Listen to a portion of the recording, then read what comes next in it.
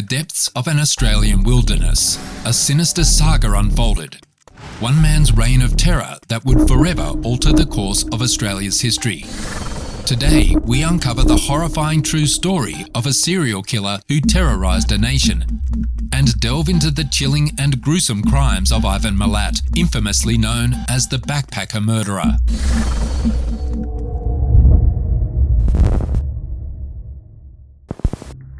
Our story begins in the early 1990s, when a series of backpackers mysteriously vanished while exploring the rugged beauty of Australia's Belanglo State Forest. What started as an exciting adventure quickly turned into a nightmare as backpackers simply vanished without a trace. It wasn't until September 1992 that the first gruesome discovery was made. A local man stumbled upon a decomposing body in the forest, the remains of a young backpacker. The horrifying find would send shockwaves through the country and mark the beginning of a terrifying mystery that would haunt Australia for years to come. To understand the mind of Ivan Milat, we must explore his background. Born on December 27, 1944, Ivan Robert Marco Milat grew up in a working-class family in Australia. He was one of 14 siblings. Milat's childhood was far from idyllic. He had a troubled upbringing in a household with a violent and abusive father. As a young man, Milat had several run-ins with the law. His criminal history included charges for theft and robbery, foreshadowing the darkness that would consume him later in life.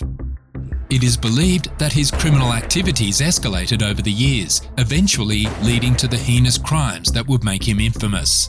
And they did. The Ivan Milat horror was about to begin.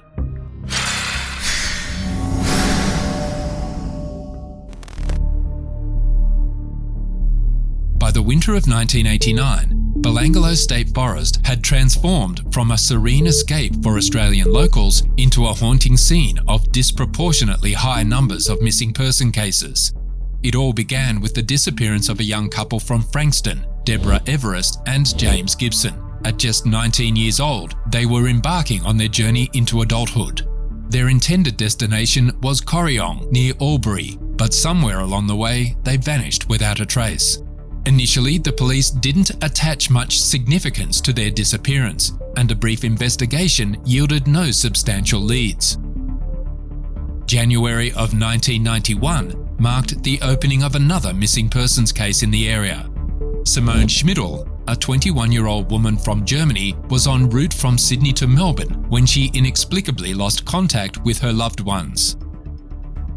In a disconcertingly similar vein, two more German visitors, Gabor Neubauer and Anja Hubschied, aged 21 and 20, disappeared after leaving a hostel on December 26, 1991. Tragedy would strike again just a few months later in 1992. Two backpackers from Britain, Carolyn Clark, 21, and Joanne Walters, 22, were last seen near King's Cross on April 18, 1992. Suspicious circumstances marked their disappearances, and their voices fell silent. These chilling cases were the harbingers of a terrifying mystery that would grip Australia and leave investigators desperately searching for answers. By September 1992, the haunting news of the missing individuals had gripped the local community. Yet the police were confronted with a confounding mystery. No evidence pointing to foul play, yet these individuals seemed to have vanished without a trace. Little did they know that the grim truth was far worse than their darkest imaginings. It all began when two joggers were exercising near Belanglo Forest.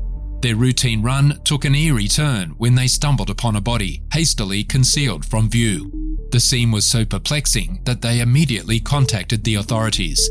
Within minutes, officers arrived at the scene, and it became painfully clear that this was no ordinary missing persons case. It was a homicide investigation. Their search yielded another gruesome discovery, just 100 feet from the first body. The alleged reformed 45-year-old Ivan Milat, a man who was known for delivering goods to local businesses, became an unlikely suspect in a serial killer case. The bodies were carefully removed from the crime scene, and through dental records, they were identified as Carolyn Clark and Joanne Walters. A thorough search of the surrounding areas revealed no further clues or evidence of additional victims. The investigators returned to their office with heavy hearts, determined to uncover the truth quickly. Their determination would not be in vain. In October of 1993, a man searching for firewood stumbled upon a set of bones in the woods. Officers were called to the scene and the man led them to the grim discovery. As the police combed the area, they unearthed the remains of two individuals buried in close proximity: Deborah Everest and James Gibson, the first couple reported missing near the forest. This find was even more perplexing because officers had previously located Gibson's camera and backpack near Galston Gorge, suggesting they were closer to finding him than they had realised. In November of 1993, another sombre discovery was made when police found a skeleton during a sweep of the woods along a trail. This time, the remains were identified as those of 21-year-old Simone Schmidl. The relentless search continued, and just 3 days later, yet another body emerged, the remains of Anya Habshid. Gabor Neubauer's remains were discovered after these grim revelations. Oddly, many of his clothing items were found near Simone's body. The question of why these bodies had been buried in shallow graves remained mysterious. As the investigation deepened, it became apparent that the forest held chilling secrets that would demand the relentless pursuit of the truth. A specialized police task force is assembled to catch the predator responsible for these heinous crimes. Investigators knew they faced a calculated, ruthless killer. Those who did this seemed to find joy in the pain and agony of other people. The victims had endured unimaginable torture. The police, realizing the severity, formed a dedicated team of over 20 detectives. They launched a tip line leading to hundreds of leads. From 230 suspects, they narrowed it down to 32. The chilling possibility of multiple killers emerged, given that many victims died in pairs, making such acts difficult for a single person to execute unless he had meticulously planned his course of action. Officers received a pivotal phone call that would crack the case wide open. On the line was Paul, a 24-year-old backpacker from the UK who had been exploring Australia in 1990. Paul recounted a harrowing encounter during his journey. He had hitched a ride with a man who simply went by Bill. The atmosphere turned sinister as they approached Belanglo State Forest, just 1 kilometre away.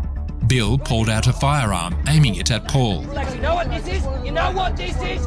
Calm down, stay in the seat, don't get out of the seat. The exact details of what unfolded next remain mysterious, but Paul managed to break free from Bill's grip and desperately flagged down a passing car.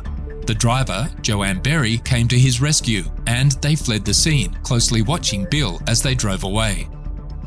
Their escape was a stroke of luck, and their experience would become a critical piece of the puzzle. 3 years later, Paul provided his official statement to the police.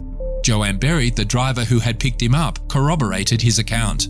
With these two matching police reports in hand, law enforcement now possessed a clear description of the man behind these gruesome crimes.